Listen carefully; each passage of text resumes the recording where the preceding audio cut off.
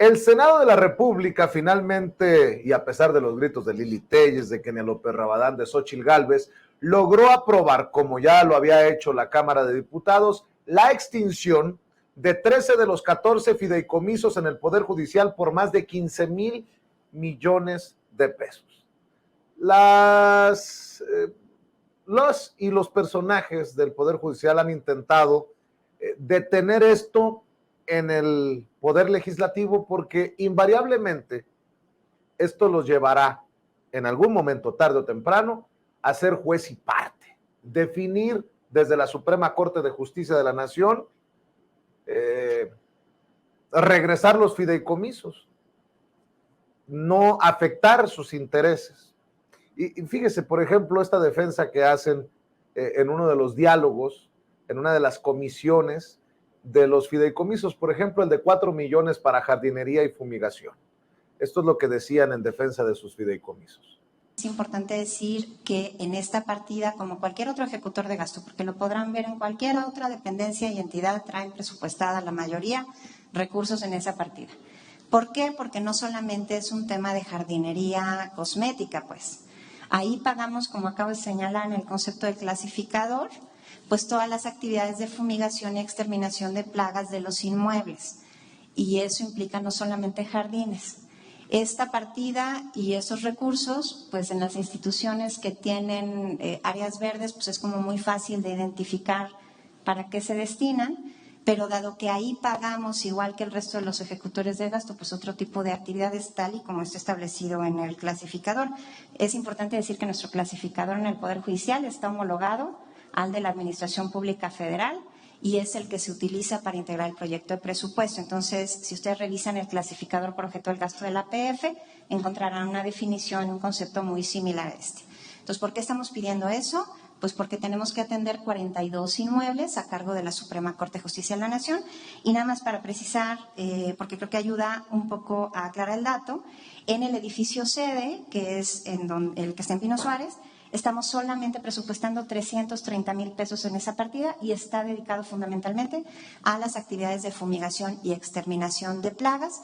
Como ustedes saben, estamos en el centro histórico, tenemos una afluencia de gente muy importante alrededor y entonces pues necesitamos destinar también recursos para el inmueble, pues para estas actividades. Es importante decir también.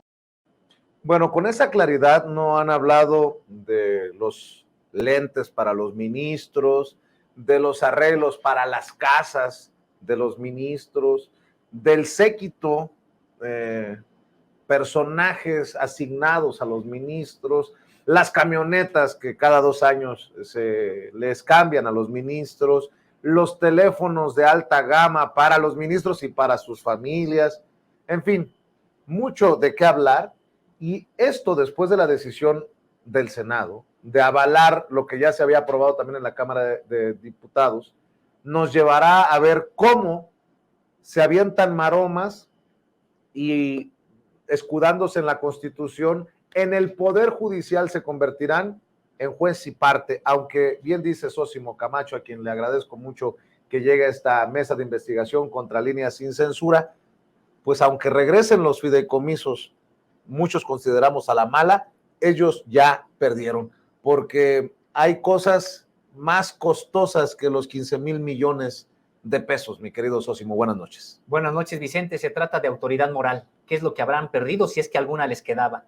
Me parece que sí, se trata, Vicente, de un tema pues muy importante que por supuesto ha estado en boga de esta semana, a lo largo de toda la semana, luego de que ya la otra Cámara del Poder Legislativo, es decir, el Senado de la República, pues ya aprobara también el Pleno esta extinción de los 13 fideicomisos. ¿Qué es lo que sigue? Pues precisamente la publicación en el Diario Oficial de la Federación de esta reforma por parte del Poder Ejecutivo para que un día después entre en vigor. Pero claro, ya sabemos, Vicente, han anunciado toda una estrategia para evitar que se confirme, quede en firme más bien esta reforma. Y sí, podemos nosotros esperar, Vicente, que venga pues una serie de recursos que se estén interponiendo ante el propio Poder Judicial, iniciados ¿por quién? Pues por los propios integrantes del Poder Judicial, por exministros, por también jueces, magistrados, es decir, veremos una andanada de amparos o de recursos de algún otro tipo para que finalmente sea de nueva cuenta la Suprema Corte quien decida si se mantiene o no se mantiene esta reforma que desaparece, extingue a 13 fideicomisos. Como sea, Vicente, aunque se queden con los propios fideicomisos, habrán ellos ya perdido, porque ¿qué autoridad moral tendrán precisamente para deliberar en algo que les incumbe de manera directa? Y otra cosa, hoy ya está también en la propia discusión pública, pues todas las canonjías que tienen, la opacidad con que se manejan. Entonces, como sea, tenemos a un poder judicial que quedará incluso más disminuido que si no se opone a la propia extinción de los fideicomisos. Va a ser histórico este debate, porque la propia Suprema Corte de Justicia de la Nación, en esta confrontación con el presidente Andrés Manuel López Obrador, terminó arrinconada. Y así los veo en el Poder Judicial, contra la pared, porque podrían pasar a la historia con una infamia de regresarse los beneficios y los privilegios, ¿no? Ellos mismos. Pues vaya caso. Sí, y es que además, Vicente, a pesar de todo el apoyo que tuvieron de los grandes medios corporativos, de esta campaña que se generó para decir que es que se estaba afectando al Poder Judicial, no a fideicomisos, sino era un ataque al Poder Judicial, pues en términos generales, nadie les creyó. A pesar de esta campaña, vimos a estos trabajadores del Poder Judicial que fueron echados por delante por los ministros, defendiendo canonjías que a ellos en realidad no tienen, sino es para magistrados, jueces y ministros, pero bueno, los echaron por delante. ¿Qué sindicato, qué central obrera realmente se solidarizó con ellos? Prácticamente los dejaron solos, no hubo un sector del ámbito laboral, sindical, que se solidarizara, que fuera con los trabajadores del Poder Judicial, para nada. ¿Qué sector social se fue también a darle su solidaridad? Pues ninguno. Solo un sector del gremio periodístico chayoteril, ¿no? Pues sí, digamos ellos, que en realidad tampoco podríamos decir o ubicarlos dentro del ámbito de los trabajadores o social, claro, pero prácticamente se quedaron solos, no tuvieron eco sus propias manifestaciones, lo que ensayaron, lo que Norma Piña prácticamente ensayó con ellos. Pues es que un sindicato se metería un balazo en el pie políticamente hablando al defender estos privilegios. 150% de aumento en los fideicomisos a los ministros en los últimos 10 años. Pues era apoyar a los ministros, apoyar los fideicomisos y confrontarse abiertamente con el presidente y con esta idea de la austeridad republicana. Y es que otra cosa, porque no son derechos de los trabajadores los que en realidad se estaban defendiendo, sino privilegios, que es distinto, y de la cúpula del propio Poder Judicial de la Federación. Prácticamente nadie les creyó, nadie se solidarizó con ellos. Eso de entrada, Vicente, me parece que ahí es un síntoma de lo que se viene y que tú ya señalabas con respecto de los propios ministros. Y el otro, Vicente, es de que quien tuvieron la propia solidaridad, pues prácticamente es no me ayudes, compadre. Vimos ahí a políticos panistas bastante desprestigiados, priistas también, que incluso marcharon en esta movilización que intentaron hacer, y digo intentaron porque no fue de los ámbitos, en el ámbito que ellos hubieran querido, pero que trataron de hacer el fin de semana pasado. Pues prácticamente decíamos, lo único que se reveló es que son personajes que están aferrados a privilegios que hoy ya son intolerables para el grueso de la propia población. Entonces, de entrada, pues sí, han ido perdiendo y además han quedado exhibidos, porque si las personas en términos generales no se interesaban mucho sobre qué es lo que pasa en el propio Poder Judicial y que hoy empiezan a saber que hay un fideicomiso, por ejemplo, para el mantenimiento de las casas, habitación de los magistrados y jueces, pues ya empieza a molestarles, ya empieza a hacer precisamente algo que los ministros siempre trataron de mantener, pues en la opacidad. Lo que vino ahora es a generar mayor luz sobre lo que ocurre al interior del propio Poder Judicial de la Federación con esta estrategia que hizo Norma Piña y que me parece pues falló. Ahora entonces ellos tendrán que pasar a la historia, como bien comentas, Vicente, como quienes se regresan de manera pues autoritaria y unilateral privilegios que nadie les otorgó, y segundo, que además todo mundo repudia. La secretaria de Gobernación, Luisa María Alcalde, hace unos días escribió: los fideicomisos del Poder Judicial, y con letras mayúsculas, no son utilizados para pagar pensiones, prestaciones ni gastos médicos de trabajadores. A diferencia de lo que se ha informado, todos esos rubros ya se encuentran incluidos en el presupuesto anual del Poder Judicial. Es por ello que su eliminación, no, mayúsculas, afecta a jueces, magistrados, ministros y mucho menos a las y los trabajadores. Y comparte gráficas que demuestran cómo estos fondos han incrementado año con año. De eso se trata. O sea, de eso se trata, de que lo público sea cada vez más público y que la sociedad esté informada de esto, que estaba en la opacidad tiempo atrás y que se ha tergiversado en defensa precisamente de esos intereses. Así es, Vicente, porque fracasaron prácticamente en todo. Trataron de imponer la idea de que es que era un ataque en contra del Poder Judicial. Una venganza. Una venganza, ¿no? Pero además decían, y esto entonces va a afectar a todos, porque si afecta al Poder Judicial nos afecta a todos. A ver, no hay una sola línea en esta reforma que venga a menoscabar las facultades del Poder Judicial, a quitarle responsabilidades. Para nada. De lo que se está tratando es simple y exclusivamente de los propios fideicomisos. No hay algo que digas, es que después de esto el Poder Judicial va a tener menos poder, o después de esto el Poder Judicial va a tener menos atribuciones, o después de esto el Poder Judicial va a tener menos responsabilidades.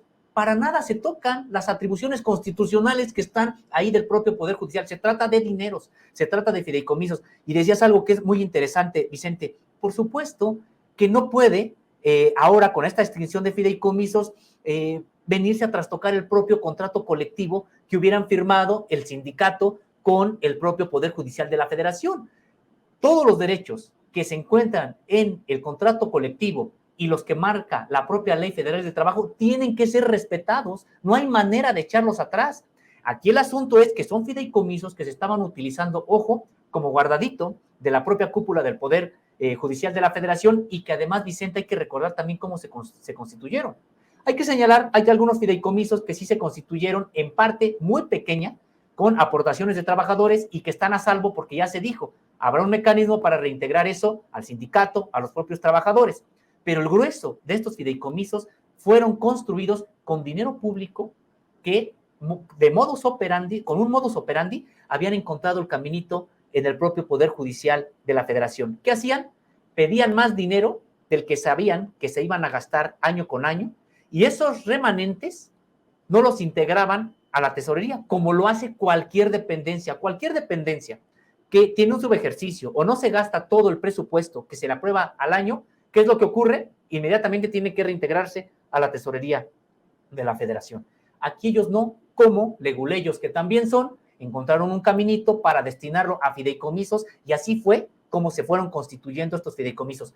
Recursos públicos de principio a fin, y que servían para mantener estos privilegios. Pues ¿a qué trabajadores les remodelaban sus casas o les daban mantenimiento de sus casas? Si es que hay quienes todavía están confundidos pensando que iban a afectar a los trabajadores, pues a ninguno. Esto es precisamente, y además así lo dice de manera clara el nombre del propio fideicomiso, para magistrados y jueces.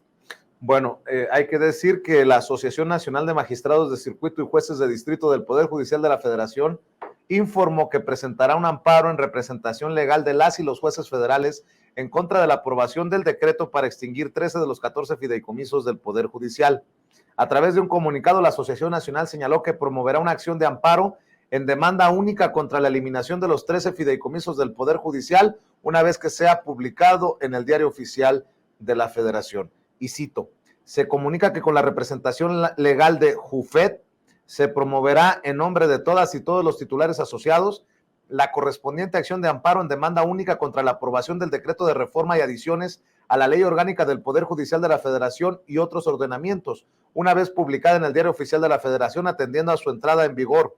Lo anterior en cumplimiento a los acuerdos tomados en sesión de directiva nacional y directiva regionales, se lee en el documento. A ver, no sorprende, se esperaba, pero yo todavía guardaba una esperanza de que no no fueran tan, pues tan sinvergüenzas, ¿no? ¿Por qué digo que no me sorprende? Porque ya se ampararon, acuérdate, por lo de sus salarios. Se ampararon para no bajarse los salarios. Pero esto ya es un paso más de la sinvergüenzada. Es una decisión que toma el Poder Legislativo de extinguir estos fideicomisos, o sea, los privilegios de estos personajes, y esos personajes meten este amparo para llevarnos a ser testigos de esto que decimos, que van a ser jueces y parte para regresarse a sí mismos sus privilegios. Es una cochinada por donde lo veas. Así lo ves tú también. Claro, y ¿sabes qué, Vicente? Pues no van a ser los únicos. Ya Ramón Cosío ya dijo que también interpone amparo ante este asunto, es decir, ex o ministros en retiro. También los trabajadores, pues asusados por la cúpula, también van a interponer algún tipo de recursos. Entonces, pues se trata de que van a venir una serie de amparos o de recursos que se estarán en cascada, pues interponiendo ahí, ¿ante quién? Ante el propio Poder Judicial de la Federación. Pero esto no es algo que de momento brote y diga uno, pues es que es una reacción ya a esta aprobación en ambas cámaras de la extinción de los fideicomisos. Prácticamente es toda una estrategia que Norma Piña dejó ver cuando se filtró esta sesión que tuvo precisamente con ministros para coordinar, y ella decía, nuestro silencio no es inacción, incluso hasta dijo, se está haciendo toda una estrategia para defender estos fideicomisos. Toda una estrategia que ahora podemos advertir, Vicente, pues uno, se trataba precisamente de esta campaña en medios de comunicación para decir que se está atacando al Poder Judicial cuando no es así. Dos, echar por delante a los trabajadores. Y tres, la parte de judicializar este asunto. ¿Dónde? Pues donde ellos son los que son juez y parte. Entonces, mucho cinismo. Bien lo comentas, Vicente, desde que Norma Piña asumió la presidencia de la Suprema Corte de Justicia de la Nación, es algo que no les ha importado. Han metido al fondo el pie en el acelerador sin importar absolutamente nada. Entonces, sí, ya ni sorprende, pero todavía nos genera pues mucha admiración este nivel de cinismo al que llevan las cosas, y yo creo que Norma Piña sí va a seguir adelante con esto, va a llegar a la Suprema Corte, y son tan cínicos que no se van a excusar, que no van a dar una oportunidad a la seriedad, a la vergüenza, sino que ellos lo que van a hacer, finalmente, Vicente, todo indica, es decir, sí, los fideicomisos siguen siendo parte de nosotros. Y también en esto de quitarse las máscaras, algunos personajes hasta de Morena, supuestos miembros de la Cuarta Transformación que votaron en contra de extinguir los fideicomisos.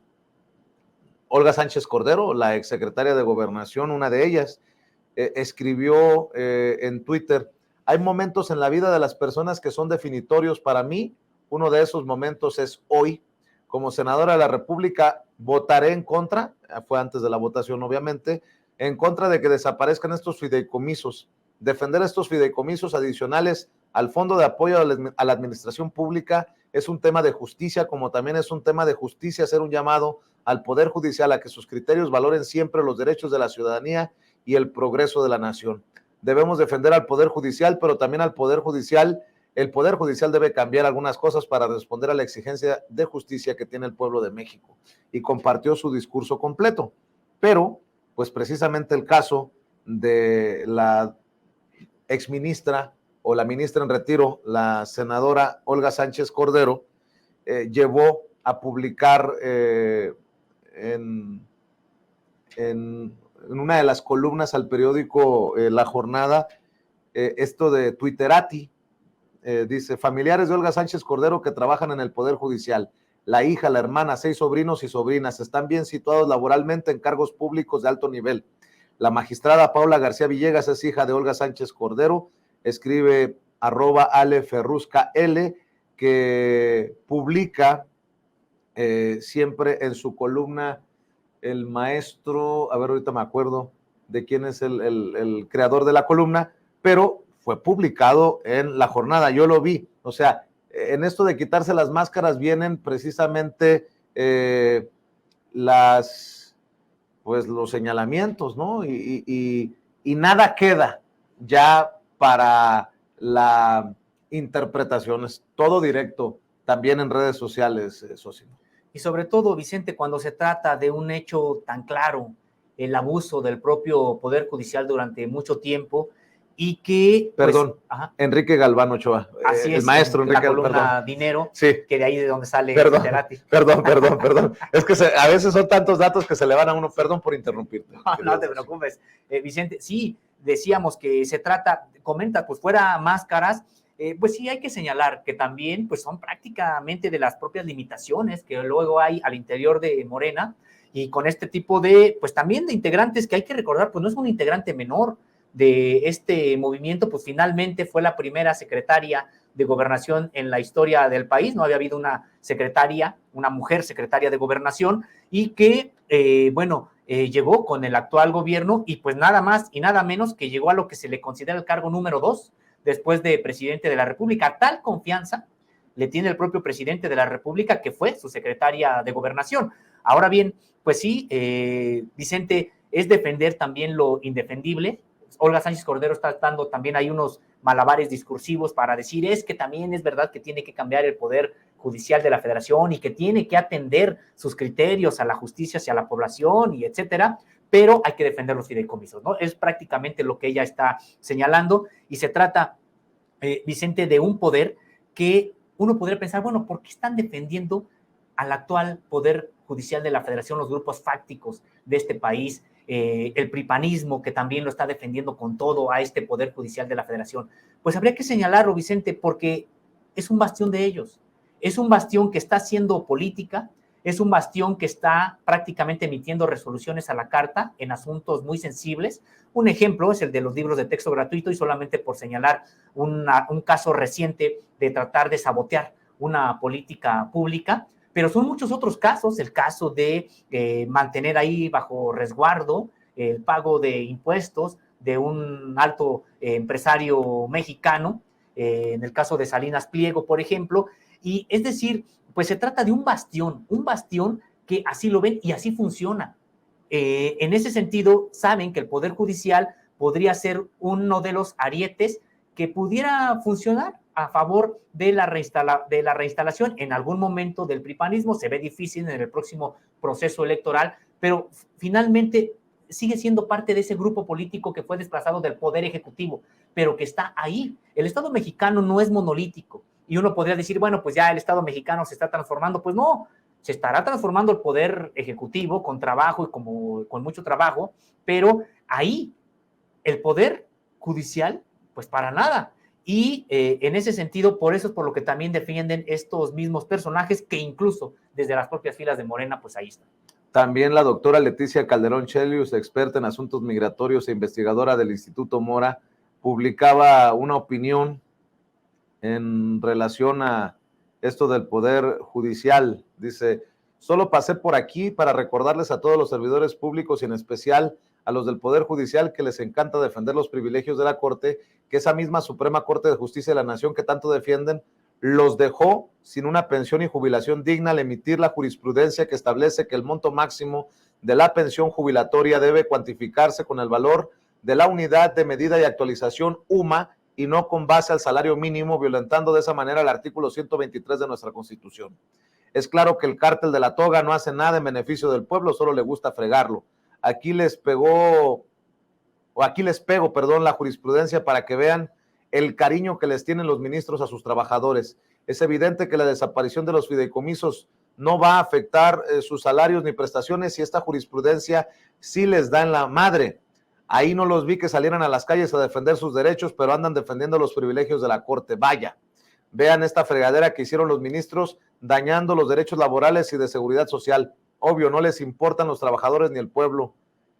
Esto en referencia a lo que ocurre en la Suprema Corte de Justicia de la Nación, y en referencia a la doctora Olga Sánchez Cordero, la exministra Olga Sánchez Cordero.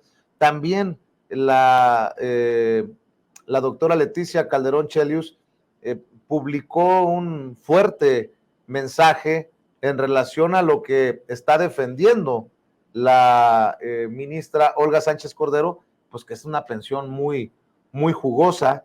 Déjame, te busco los datos que publicaba precisamente la doctora Leticia Calderón Chelius, porque a lo mejor identificando con nombre y apellido quién defiende y por qué estas cosas, pues uno entendería la magnitud de lo que estamos a punto de ver, porque creo que lo peor todavía está por venir, maromas y no maromas de lo que se dé en el Poder Judicial para que les regresen sus fideicomisos. Sí, y observaciones muy oportunas, las que citas, Vicente, señalar, agregar a ellas, pues también el propio papel de los medios de comunicación que están jugando en este asunto. En primero, pues no entrando realmente al fondo, diciendo que se ataca al Poder Judicial y que son derechos los que se están tratando de suprimir desde el Poder Ejecutivo, desde el Poder Legislativo. Solamente recordar, Vicente, que los mismos medios de comunicación y el propio Poder Judicial son los que se encargaron, por ejemplo, de justificar, ahí sí, la conculcación de derechos y el atentado en contra de los derechos laborales, cuando, por ejemplo, el caso del ESME, la extinción de Luz y Fuerza del Centro, cuando se criminalizó a los propios trabajadores y ahí se les decía, no sé si recordarás ese discurso que había en los medios de comunicación, es que son trabajadores privilegiados y ya la hacienda pública no puede mantener contratos colectivos como los del ESME y otros sindicatos que andan por ahí.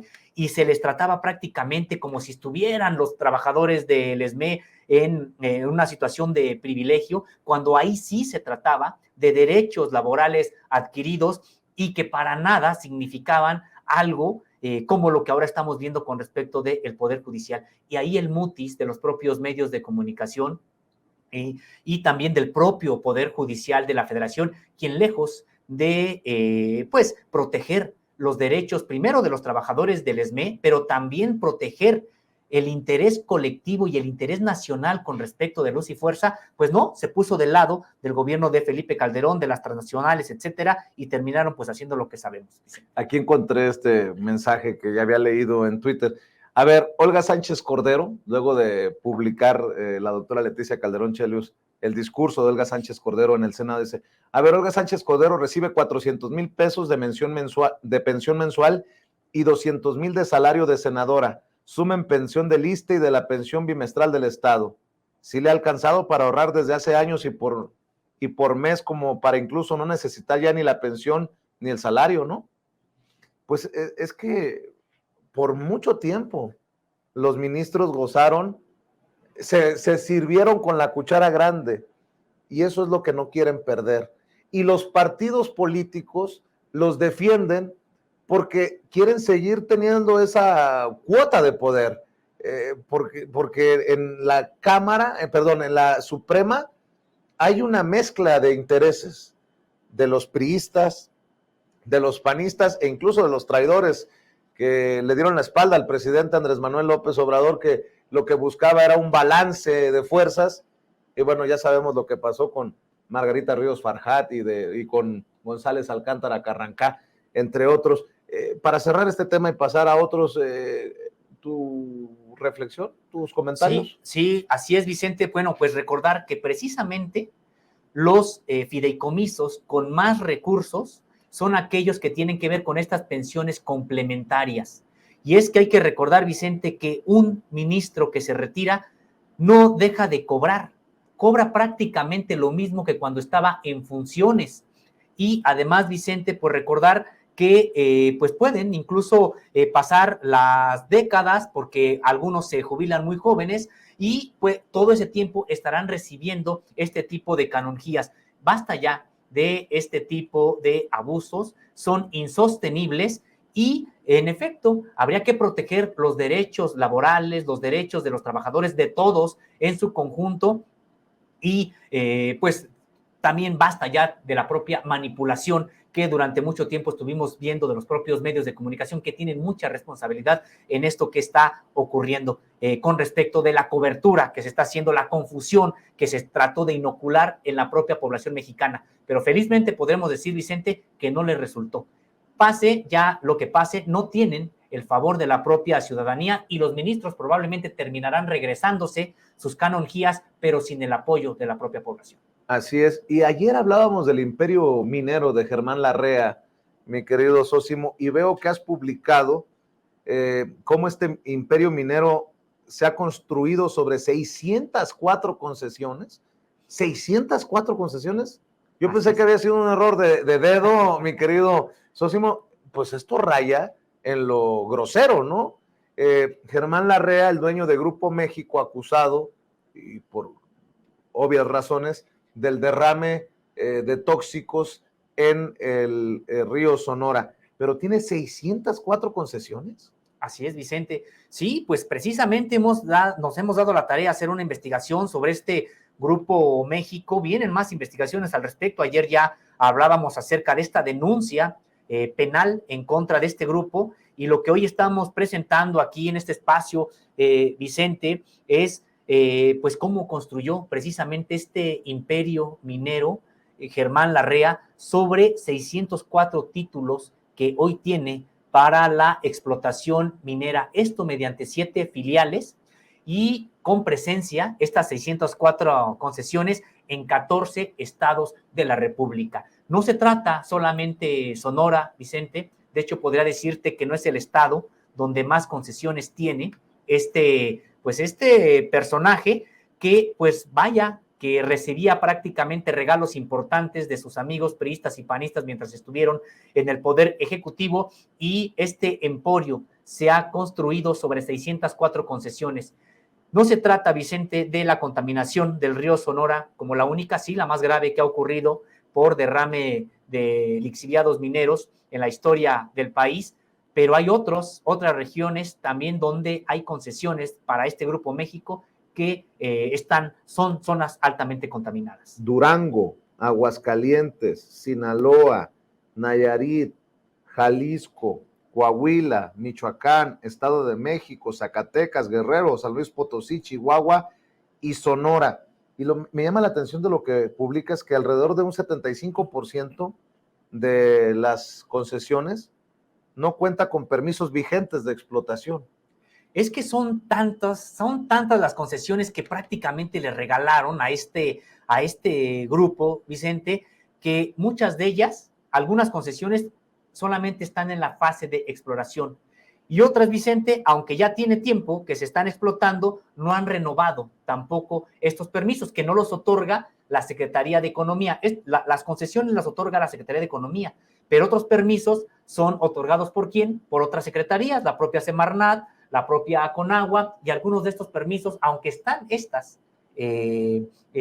explotando las minas, no cuentan con todos los permisos vigentes. Es una investigación que además, por supuesto, también se está realizando al interior del propio gobierno federal, y a propósito de esta denuncia en marcha, en curso, denuncia penal en contra de este Grupo México, porque hay por un lado dos tipos de concesiones que no cuentan con permisos vigentes, unos porque están en fase de exploración y otros porque ya pasó el tiempo y no han renovado estos permisos. Estoy viendo que el estado en donde tienen mayor número de concesiones mineras, es Zacatecas con 152, Sonora con 130, Chihuahua 115, luego Guerrero con 51 concesiones para Grupo México, 42 en Coahuila, 28 en San Luis Potosí, 20 14 en Jalisco, 7 en Michoacán, 5 en Durango, 1 en Aguascalientes y 1 en el Estado de México.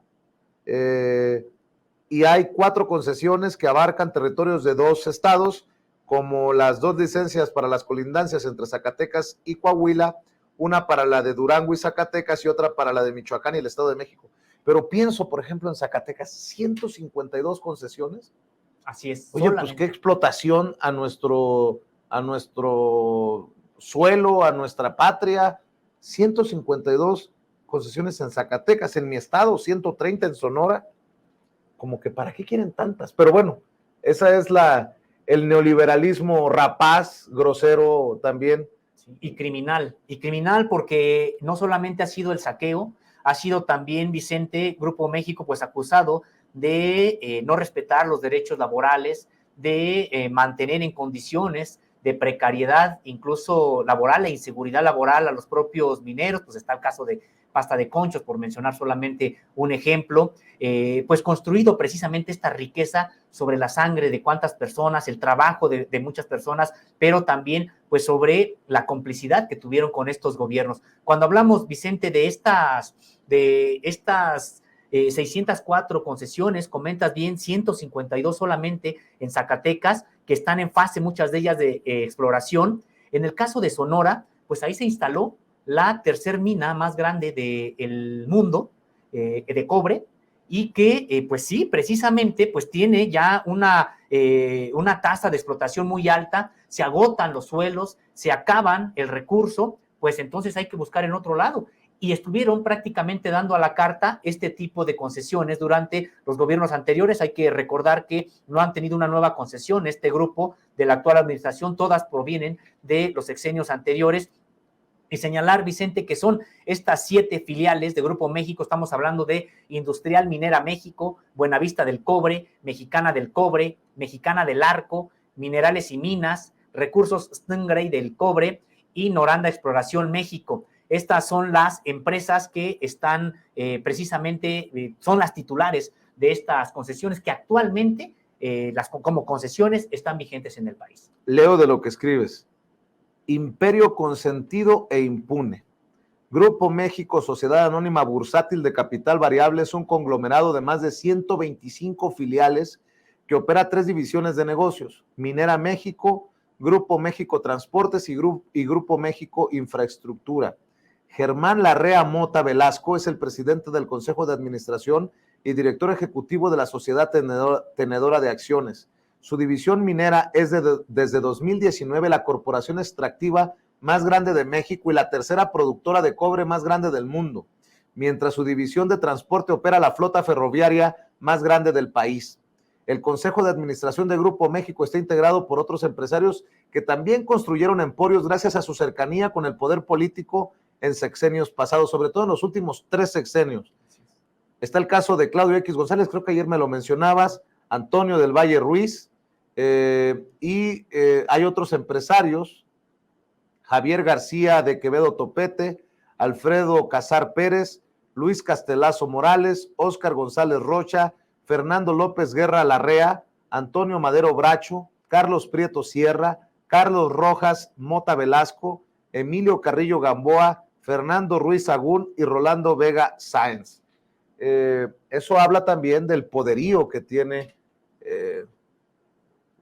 detrás de él Germán Larrea y Grupo México, pues. Sí, se trata, decíamos, de un conglomerado de los más poderosos, no solo incluso de México, estamos hablando de un conglomerado de una importancia mundial, sobre todo en materia de minería, y que, como bien comentas, Vicente, pues no se trata solamente incluso de la propia minería, sino tiene otras divisiones en las que también es preponderante en este país, y que decíamos, pues han construido este imperio, primero, pues gracias al favor, a la facilitación que tuvieron por autoridades de economía, ambientales, del agua, durante los sexenios anteriores. Eso por un lado, su cercanía con el propio poder.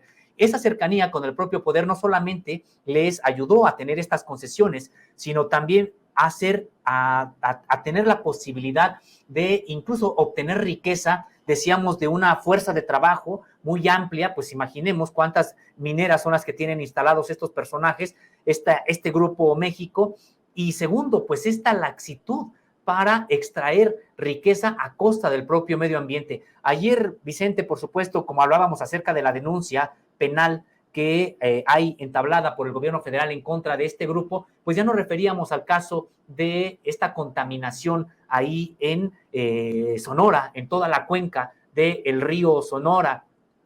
Pero no es el único desastre ambiental en el que está involucrado Grupo México. Luego, precisamente de obtener esta información y cruzarla, Vicente, con los infiernos ambientales que ha aprobado el propio CONACYT, pues también nos damos cuenta que no se trata de la única contaminación de importancia que se le puede achacar a Grupo México. Está el caso de las concesiones de Grupo México en Sinaloa, donde ahí coinciden estas concesiones que tiene Grupo México con el desastre ambiental que se vive en el sur del estado, en la región del municipio de Rosario, donde de manera clara se advierte que es producto de escurrimientos provenientes de las extracciones mineras en la Sierra Madre Occidental. Otro lugar es también, que ya se ha señalado, de Jalisco, allá en el río Santiago, esta cuenca dividida en Alto y Bajo Santiago, en los ríos Bolaño, Santa Rosa y Grande también de Santiago. Ahora también podemos saber que ahí es donde está instalado Grupo México en estas concesiones que tiene en Jalisco. Y nos podemos referir también, Vicente, al caso de Michoacán y el Estado de México, donde también aparecen las concesiones. Cuando uno traslapa en el propio mapa estos infiernos ambientales con las concesiones de Grupo México, pues también se encuentra ahí en Michoacán y Estado de México, en la región altamente contaminada llamada de la cuenca del Alto Lerma. Es parte de estas concesiones ahí, Vicente. Ayer mencionábamos que no hay nadie tras las rejas por el derrame, por el infierno ambiental del río Sonora. Me quiero imaginar que tampoco por la participación en estos desastres en las diferentes regiones que has mencionado. Así es, Vicente, pues ni se conocían. De manera triste es lo que podemos nosotros decir. Ahora que tenemos esta información que parte proviene, Vicente, del Servicio Geológico Mexicano y que ni siquiera se sabían, digamos, de que, primero, la existencia de estos infiernos ambientales y en segundo, tampoco los responsables de estos infiernos ambientales, que son industrias y que también son servidores públicos. Si no hay nadie preso por el asunto del río Sonora, muy tristemente podremos decir, menos hay para este tipo de casos que menos se conocen. Importante arrojar luz sobre esto que está ocurriendo y decíamos, son crímenes, Vicente, que ayer lo señalábamos, esto se asienta en la propia denuncia penal, pues equiparables a la desaparición forzada, equiparables a la aportación ilegal de armas, equiparables a estos delitos de alto impacto, porque vaya que tienen un impacto, decíamos, en la naturaleza, pero también en los bienes y sobre todo, de manera muy grave, en la salud de las personas. México es uno de los países más megadiversos del mundo y decíamos, más que un privilegio, es una responsabilidad con la propia humanidad. ¿Qué estamos haciendo? ¿Qué estamos fallando? Como para que estos empresarios, con total impunidad, y estén obteniendo ganancias estratosféricas, pero a costa de crímenes ambientales y también sanitarios. Va a ser interesante revisar la fortuna de Germán Larrea, porque no ha sido necesariamente el consentido como lo fue en gobiernos anteriores. Ya le retiraron su licitación por lo del Tren Maya, porque señalaron desde Grupo México que no iban a terminar al tiempo que quería el gobierno que encabeza el presidente Andrés Manuel López Obrador. Tuvo que regresar, tengo entendido, dinero de lo que ya se le había dado. Ahora, en este tema de las mineras, corrígeme si estoy equivocado, pero el presidente ha dicho que no se han entregado más concesiones mineras, al menos en este gobierno. No ha de ser uno de los más contentos Germán Larrea con este gobierno de la 4T, pero definitivamente no es uno de los apapachados. Por eso decía que hay que revisar la fortuna para ver cómo ha caído o no, porque en el 2019 se convirtió en el sector minero en el más importante, la más importante empresa minera de México, 2019. Agregar a lo que señalabas, Vicente, que también tiene que pagar impuestos. Hay que recordar que no estaban pagando impuestos y sí, sean por miles de millones de pesos los que ha tenido ya que pagar impuestos. Sin embargo, Vicente, es tan poderoso, tan rico este Grupo México, gracias a todo lo que prácticamente se le regaló durante los sexenios anteriores, que no mengua de manera importante la propia riqueza acumulada que tiene. De acuerdo con todavía la publicación de Forbes, que ya ves que revisa las fortunas más importantes del mundo, pues aparece él ahí con alrededor de entre 28,000 y 33,000 millones de dólares. Es una fortuna pues impresionante que ha ido amasando. Claro que ya tiene una situación complicada. Hay información de que dicen que por eso precisamente no se encuentra actualmente en el país este personaje, porque tiene una denuncia penal, bueno, sus filiales, sus empresas en curso. y que, pues sí, tiene que estar pagando impuestos y sí, no tiene ya derecho de picaporte, antes en Los Pinos, ahora en Palacio Nacional, se le acabó precisamente esta relación directa con el propio Poder Ejecutivo y todo indica que también desde Presidencia de la República, pues no están muy contentos con él. Cuando se le canceló este contrato que se le había dado porque no iba a tener los trabajos para el tren en tiempo y forma, pues es producto ya de estas marrullerías a las que estaban acostumbrados, firmar contratos en sexenios anteriores, decir que no iban a poder hacerlo en el tiempo ya previsto, pretextando cualquier cosa, necesitaban más dinero, necesitaban más financiamiento, etcétera. Es algo que de tajo se cortó en este sexenio. Y a ver cómo reacciona Germán Larrea con esto de regresar los trenes de pasajeros a México, porque lo hemos platicado en estas mesas de investigación contra Líneas Sin Censura TV. El presidente ha hecho referencia a una cláusula en los contratos de estas licitaciones de las vías férreas, y bueno, que dice que el gobierno podría echar a andar la red de trenes de pasajeros. Y te digo, a ver cómo reacciona este personaje que ya también sufrió un raspón en las vías del Istmo de Tehuantepec. Sí, y es que ha dicho el presidente incluso, Vicente, que antes de que concluya el actual sexenio estarán ya sentadas las bases para la red ferroviaria de pasajeros en todo el país. Les dijo, ya se encargará la siguiente persona que encabece el Poder Ejecutivo de echar a andar ya operacionalmente la red de tren de pasajeros, pero antes de que concluya el actual sexenio, el proyecto tendrá que estar terminado y tendrá en el papel ya que estar resuelto. Eso es lo importante, es decir, antes de que concluya el actual sexenio, se sabrá si es que Germán Larrea le va a entrar, en qué condiciones le entraría, o como dijo el propio presidente, si ustedes no quieren entrarle, está bien, será el Estado mexicano el que eche a andar, pero antes de que concluya el actual sexenio, se tendrá ya que saber y el proyecto dejado en el papel por lo menos. Entonces, sí, creo que viene un enfrentamiento todavía que se va a profundizar, por eso es por lo que ya ha dicho Grupo México que ya le interesa dialogar, ha dicho que ya está dispuesto a sentarse con el gobierno de la República. Solamente recordar, Vicente, que en un principio dejó Grupo México con la prepotencia que le ha caracterizado, con la impunidad que siempre creyó que iba a tener, dejó de responder los llamados del propio gobierno federal, dejó de acudir a las citas simple y sencillamente porque creía que podía hacerlo, hasta que ahora ya hay una demanda penal de por medio y está saliendo a la luz este tipo de información que nosotros hemos obtenido, decíamos, del Servicio Geológico Mexicano y que da cuenta de las 604 concesiones que le dieron los gobiernos anteriores a Germán Larrea y que gracias a ello construyó este emporio minero.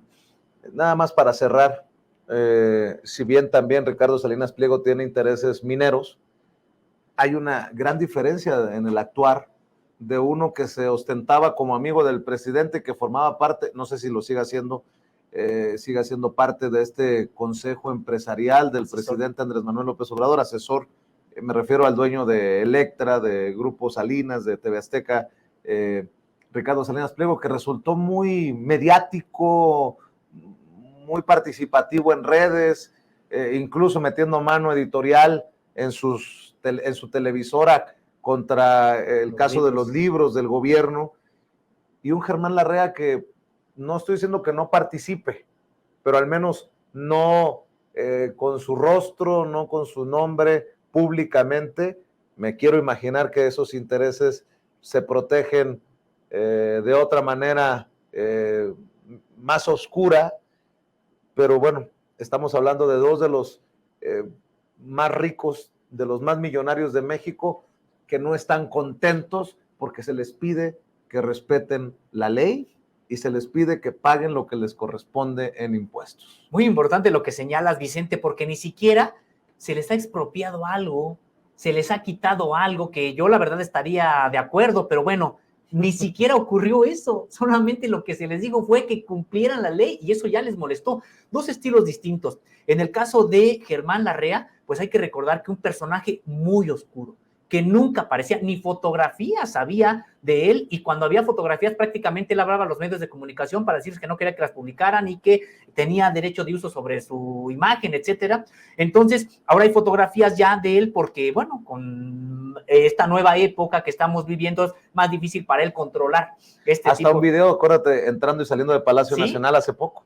Hasta hace poco, pero antes de este sexenio no había ni fotos de Germán Larrea, no hay cuentas de él en redes sociales. Es un personaje que siempre se ha mantenido, ha buscado mantenerse en la sombra, un personaje poderosísimo, pero que no había imágenes de él y no hay algún tipo de expresión pública. Por supuesto, nunca da entrevistas, no hay el registro de alguna entrevista que haya dado algún medio de comunicación, para nada. Decíamos, estilos muy distintos. En el caso de, bueno, pues de Salinas Pliego, ahí lo vemos con sus exabruptos constantes en redes sociales, pues sí, metiéndose, criticando, insultando, un personaje pues de otro estilo, para mí los dos reprobables, y en el caso de, pues sí, de Salinas Pliego, pues lo vimos incluso poniendo a su propia televisora en una campaña de desinformación propagandística contra los libros de texto, pero no menos dañina es también la acción, en este caso, de Germán Larrea. Germán Larrea que demanda por todo, Germán Larrea que ahora es demandado, y ya veremos que, pues sí, tiene despachos muy caros que lo estarán defendiendo, que para él, decíamos, son migajas los que estará dando, dado a la riqueza que ha acumulado, pero que pues estará defendiendo con todo. Sin embargo, también, pues la propia Semarnat y el gobierno federal tienen muy documentado los crímenes que se le podrían achacar a sus filiales tan solo por lo del río Sonora y lo que resulte, porque estas 604 concesiones están arrojando que también hay otros crímenes ambientales en otras regiones del país. Pues no quiten el dedo del renglón, que nosotros aquí también estamos para hacer eco de las investigaciones que realizan en la revista Contralínea. Sósimo, ¿por qué no cerramos invitando a la audiencia, como todos los días, a verlos, a escucharlos, a leerlos? Pues muchas gracias, Vicente. La verdad es de que disfruto mucho también platicar contigo, estar en este espacio con la audiencia, con el equipo, y sí, los detalles de lo que aquí les estamos presentando, las investigaciones las encuentran en www.contralinea.com.mx. Ahí tenemos también, a través de nuestras plataformas de YouTube y de Facebook, pues un programa, un noticiero que se transmite de lunes a viernes en punto de las 10 de la mañana y hasta el mediodía, Contralínea Periodismo de Investigación, por los canales de YouTube y de Facebook de Contralínea. Y también les invitamos a que nos sigan los lunes, miércoles y viernes en una mesa de análisis a través de estos mismos espacios, llamada Contradebate. Ahí los esperamos lunes, miércoles y viernes. Y por supuesto que les invitamos a que nos sigan aquí en Contralínea Sin Censura, este espacio que disfrutamos mucho y que tenemos de lunes a viernes en punto de las 8 de la noche, desde estas mismas plataformas y desde los estudios de nuestros compañeros de Sin Censura. Querido Sósimo, nos vemos la próxima semana. Claro que pasen excelente. Bueno, ustedes siguen trabajando porque se viene el cierre de la revista. Así es. Estaremos al pendiente de lo que publican y que descanses. Pues también para ti, mis buenos deseos, Vicente, para el equipo y por supuesto para la audiencia. Gracias. Es Sósimo Camacho hablando con nosotros, Sin Censura, corresponsal de la revista Contralínea en esta mesa de investigación, y seguimos avanzando porque todos somos sin censura.